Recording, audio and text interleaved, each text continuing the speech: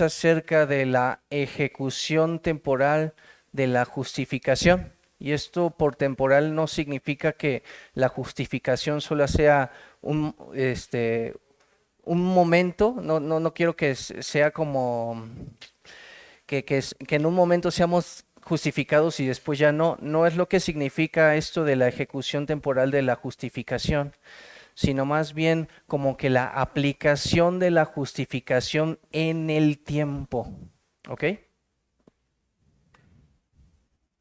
Y para eso vamos a leer entonces el párrafo 4 que nos compete en esta tarde, hermanos. Dice de la siguiente manera: desde la eternidad, Dios decretó justificar a todos los escogidos, y en el cumplimiento del tiempo, Cristo murió por los pecados de ellos y resucitó para nuestra justificación. Sin embargo, no son justificados personalmente hasta que a su debido tiempo Cristo les sea realmente aplicado por el Espíritu Santo. ¿Sí? Entonces, hay tres partes principales que nosotros podemos ver aquí en este párrafo, hermanos. Pues el punto número uno es que nos está hablando acerca del decreto eterno y cómo en ese decreto Dios ya había planeado la justificación de sus elegidos. El punto número dos está hablando acerca de la redención, de la compra que hizo Cristo por medio de su muerte y de su resurrección para nuestra justificación. Pero todo este contexto es para entonces finalmente llevarnos al último punto donde ocurre entonces la ejecución o la aplicación temporal de la justificación, ¿sí? Por medio de la aplicación del Santo Espíritu de Cristo, para que entonces el pecador sea declarado justo delante de Dios. Y por eso la primera pregunta que está ahí en sus hojitas para ponernos a pensar es la siguiente: ¿la justificación es un acto de la eternidad? ¿Sí?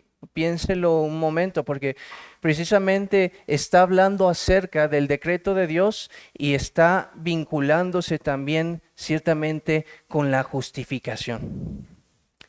Y entonces, por eso ahí la pregunta, para que podamos, si sí es, si no lo es, ¿qué es lo que opinan? Para que podamos entonces escucharlo y ya después empezamos a abordar el tema, hermanos. ¿Qué es lo que piensan? ¿La justificación es un acto de la eternidad? ¿Sí? ¿Y por qué sí o no? ¿Y por qué no? A ver.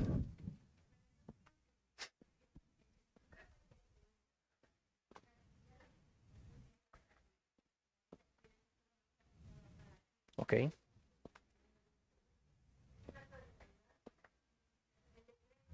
Ujú, ujú. Ok. Muy bien. Mana Luisa.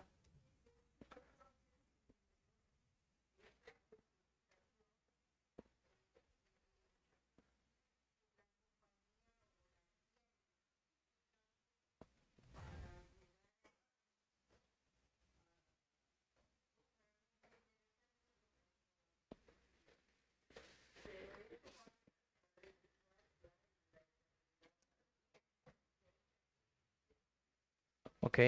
¿Alguien más? No, o sea, no es un acto de la eternidad, en la eternidad. Ok.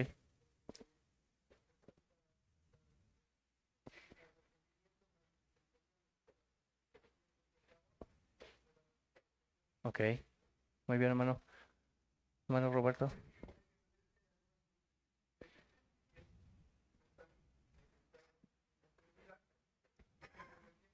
Ok.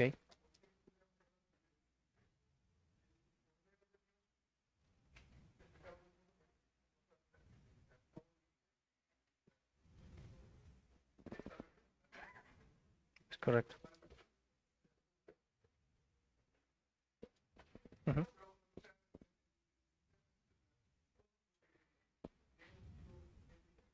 ujú.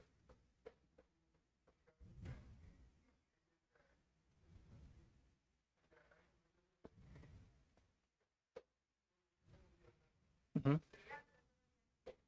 Ok, bueno, hermano Oscar.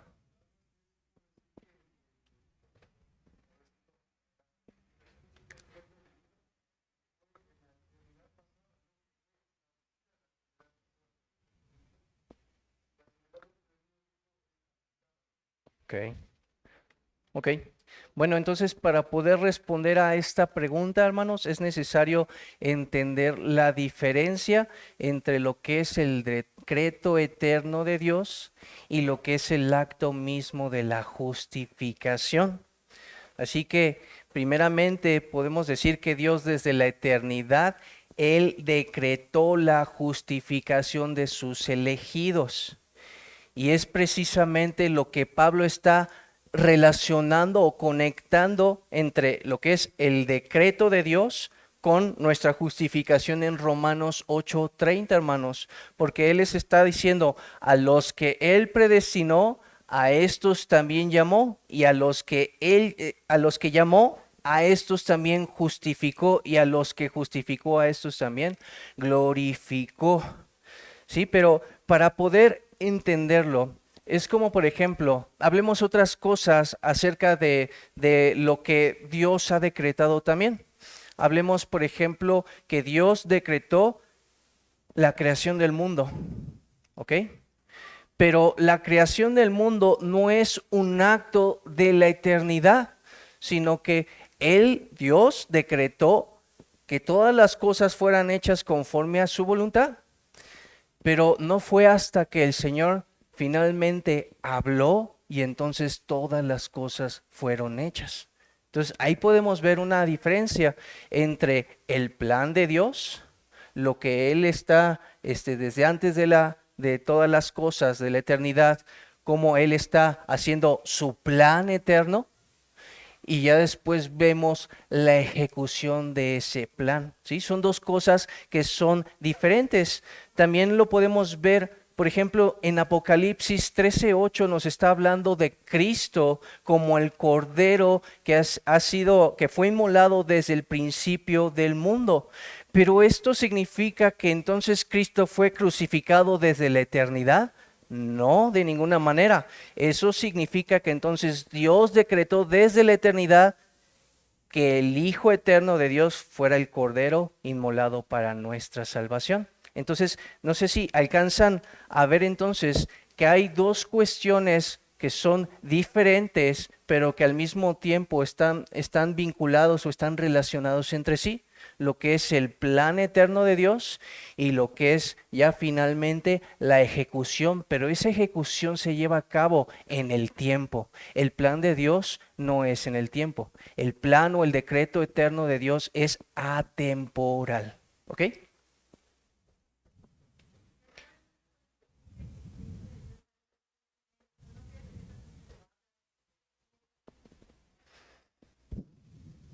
No, es que Dios en un sentido no es como nosotros. Él no necesita pensar para llevar a cabo sus planes. ¿Me explico? O sea, de una manera no alcanzamos a comprender lo que es el decreto de Dios porque Él no necesita imaginarlo o pensarlo para llevarlo a cabo. No es como nosotros. ¿Sí? ¿Ok? Y entonces, hermanos, habiendo dicho eso, lo que nuestra confesión está haciendo es hacer una diferenciación entre lo que es el decreto eterno de Dios y el acto mismo de la justificación, para entonces llegar a la conclusión que la justificación se ejecuta en el tiempo y no en la eternidad, ¿sí? Entonces, eso es lo que está respondiendo la primera pregunta. ¿La justificación es un acto de la eternidad? No, porque la justificación se lleva a cabo entonces en el tiempo y no en la eternidad. Sí está dentro del plan eterno de Dios, pero no es un acto de la eternidad porque es un acto que se lleva a cabo en el tiempo, ¿sí? Cuando se ejecuta entonces el plan eterno de Dios. ¿Ok, hermanos? ¿Hasta ahí estamos bien? Pero no solamente dice acerca que desde la eternidad Dios decretó justificar a los escogidos. Ese es el primer punto que ya vimos nosotros. También está diciendo acerca de que Cristo murió por los pecados de ellos, es decir, de sus elegidos, y resucitó para su justificación. Y aquí es entonces donde estamos hablando de la compra redentora por medio de la muerte y de la resurrección de Cristo. Y dice para nuestra justificación. Y aquí vendría entonces la segunda pregunta. ¿Somos justificados entonces en el momento en el que Cristo muere y resucita? Y entonces otra vez, sí, ¿por qué? Y no, ¿por qué?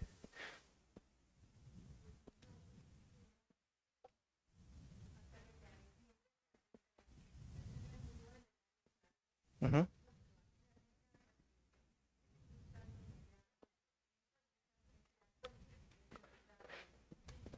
Ok, y entonces, ¿cómo debemos de interpretar correctamente la parte de Romanos 4:25 cuando nos está diciendo el cual fue entregado por nuestras transgresiones y resucitado para nuestra justificación?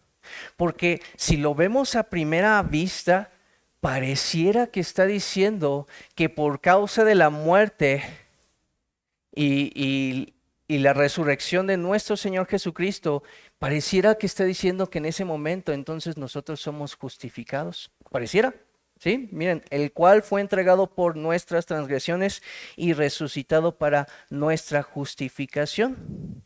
Entonces, ¿será que somos justificados en ese momento? La res- ¿Sí? ¿Somos justificados entonces en el momento en el que Cristo muere y resucita? Ah, la primera pregunta. Ah, ok. Sí, es esa.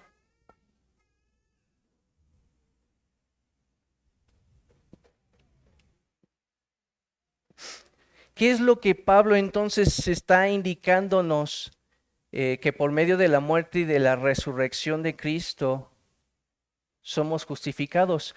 Hermanos, lo que nos sí nos está diciendo ahí es que por medio de la muerte y de la resurrección de Cristo, Él ha hecho posible que tú y yo podamos llegar a ser justificados. ¿Por qué? Porque Él es el fundamento para nuestra justificación. Porque por causa de Cristo existe la justicia perfecta para que tú y yo en el momento en el que creamos seamos declarados justos delante de Él. ¿Sí? Sí, no está diciendo Pablo entonces que en el momento en el que Cristo muere y resucita somos justificados, sino que está diciendo que por causa de la muerte de Cristo, por causa de su resurrección, por causa de su justicia perfecta, es que nosotros podemos ser declarados justos. Es que por eso es que dice las Escrituras que entonces por esa justicia perfecta Dios puede justificar al impío, al que es de la fe de Jesús. ¿Sí, hermanos? Cristo establece entonces ese fundamento para nuestra justificación, para que podamos ser entonces justificados por medio de la fe. ¿Sí? ¿Sí me entienden? O sea, Él está sentando las bases para que sea posible nuestra justificación. Porque debemos entender que la justificación, si dijéramos, hermanos, que en el momento en el que Cristo muere y resucita somos justificados, entonces estaríamos diciendo que la justificación es de manera masiva. Pero la justificación no es de manera masiva, hermanos, es de manera personal, en el momento en el que el pecador cree en Cristo Jesús. ¿Sí? Porque es el Espíritu Santo aquel que nos une a nosotros que somos pecadores a Cristo por medio de la fe. Y es en ese momento que se le proporciona la justicia adquirida por Cristo.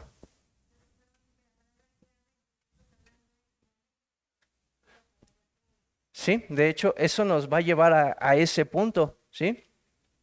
Entonces, por eso dice al final, en esta última parte de este párrafo, hermanos, dice, sin embargo, no son justificados personalmente hasta que a su debido tiempo Cristo les sea realmente aplicado por el Espíritu Santo.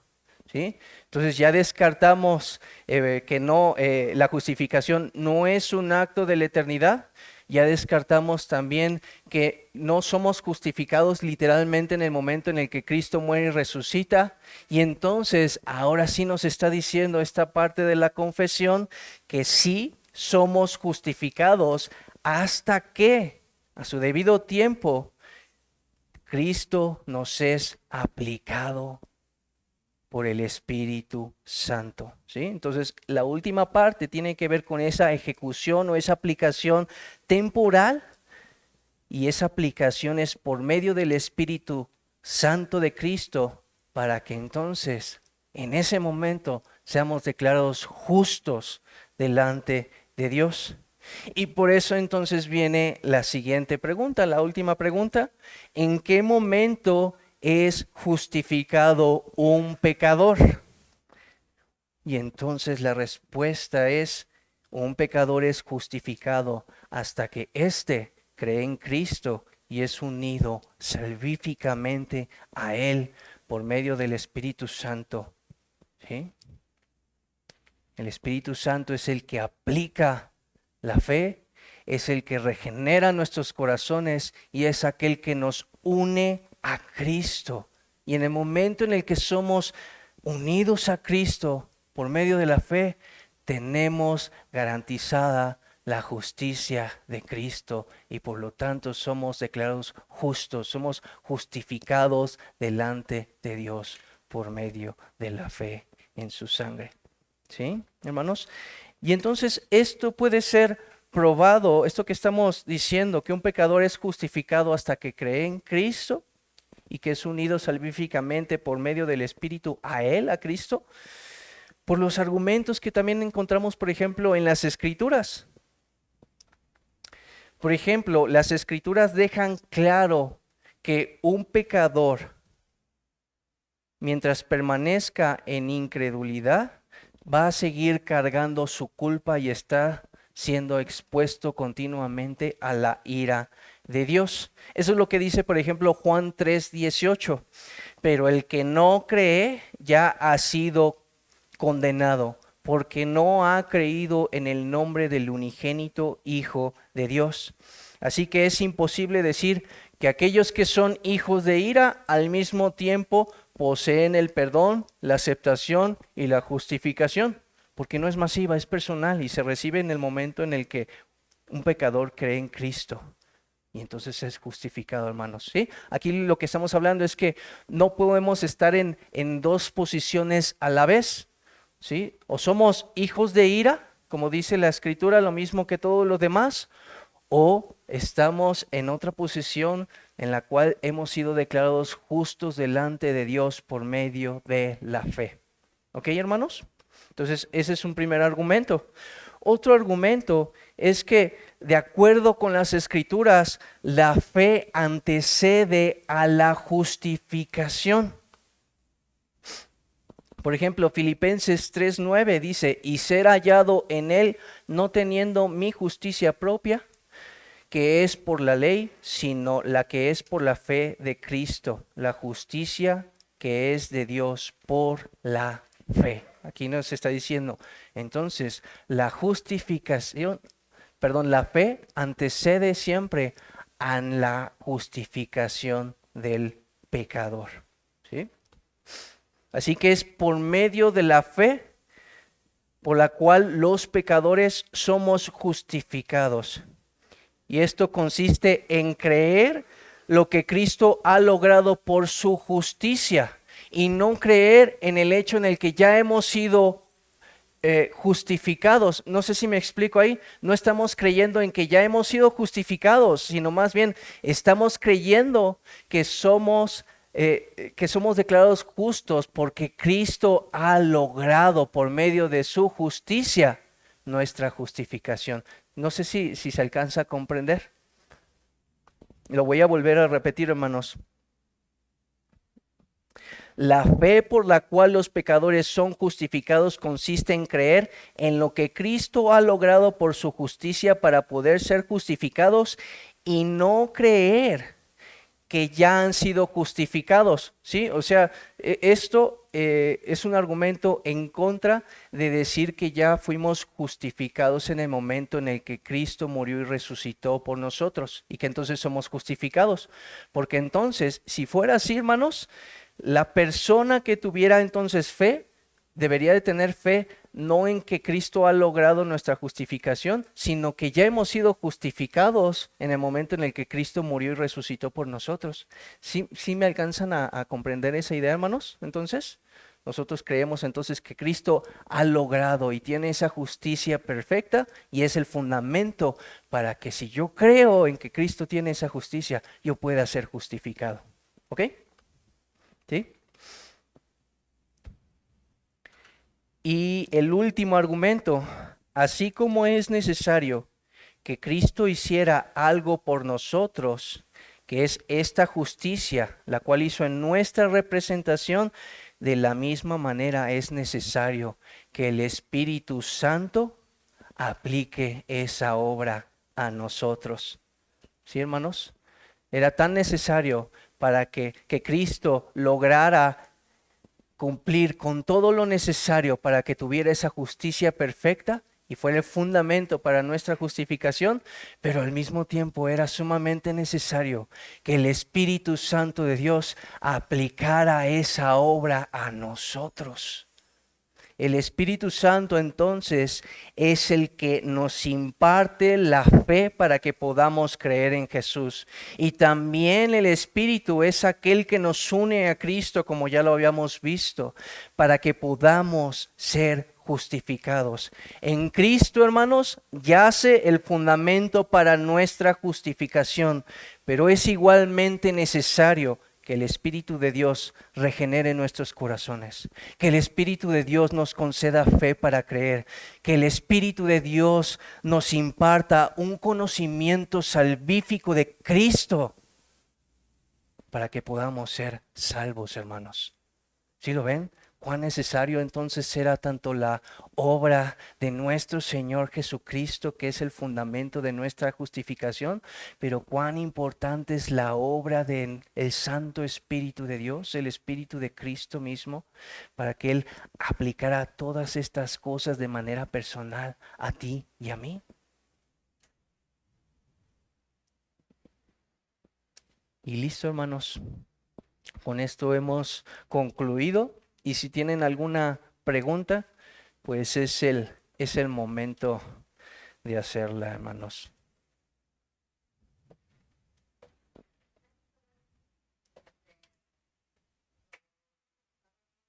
Ajá.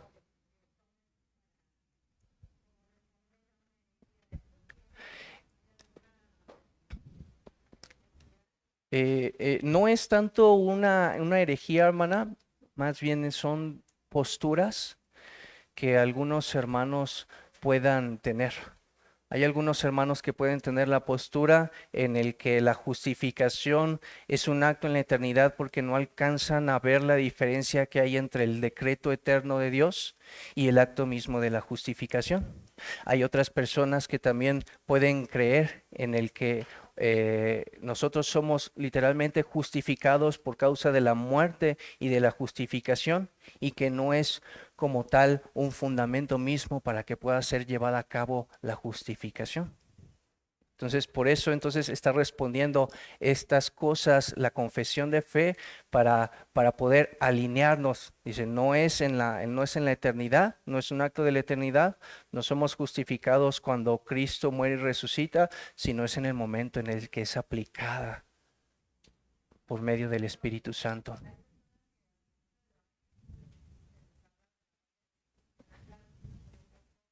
Ujú. Pudiera ser, o sea, que de manera masiva puedan creer. y hasta cierto punto se puede llegar a entender por causa de la doctrina de un arminiano que pueda llegar a entender que la justificación se logra de esa manera, hasta cierto punto pudiera ser, ¿no? ¿Por qué? Porque pues la justificación o la salvación del Señor es como que para todos, pero al mismo tiempo para nadie en particular.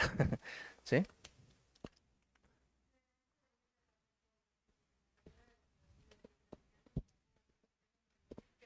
Claro. Sí, sí, es correcto. Nada más que también recordemos que la palabra de Dios se hizo precisamente para hombres como tú y como yo.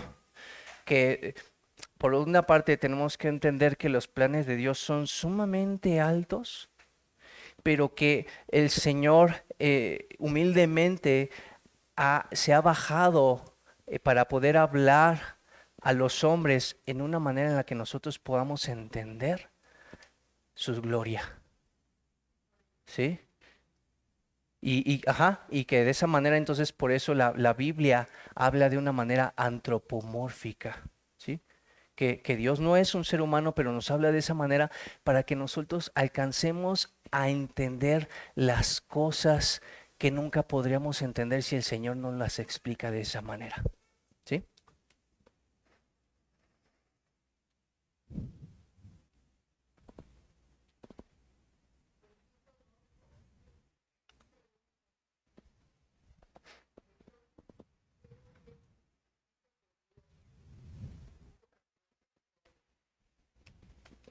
Ujú.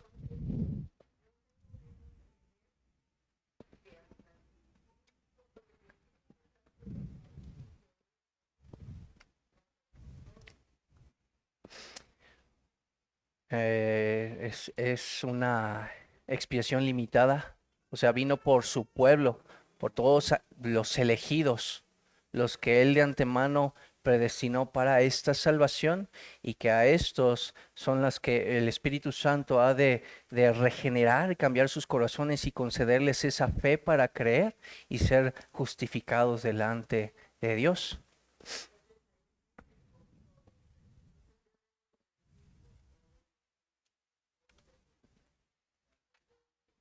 Si dice que Cristo murió por todos, sí, sí,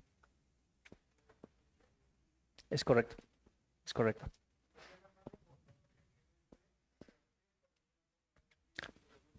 Es correcto, es correcto, nada más, o sea, desde el punto de vista humano, es correcto lo que estás diciendo, porque finalmente vamos a ver que todos los que creen en Él van a ser salvos, pero desde un plano fuera de nosotros, estamos viendo que Dios está obrando para su propia gloria y está ejecutando ese plan de salvación y Él es el que está obrando en los corazones de los hombres para que puedan ser regenerados y sean vueltos a Él, que finalmente Dios es el que está obrando y orquestando todas las cosas. Desde nuestro plano podemos verlo y es correcto, nada más en un sentido para no perder la soberanía y el poder y la gloria de Dios, es Dios quien está haciendo todas las cosas para exaltar su nombre y su poder.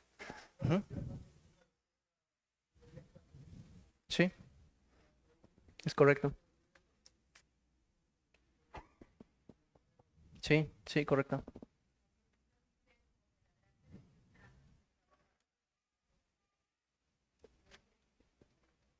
Sí, sí, es correcto. Y ahí nada más entendemos, hermanos, que finalmente hay una oferta del Evangelio real para los hombres. ¿Sí? ¿Es correcto? Sí, es correcto. O sea, desde el punto... Es correcto, hermano. Ujú, ujú, es correcto. Sí, o sea, estamos hablando de dos cuestiones. Estamos hablando por una parte de que finalmente cuando estamos haciendo la evangelización a las personas, es un llamado externo, ¿no?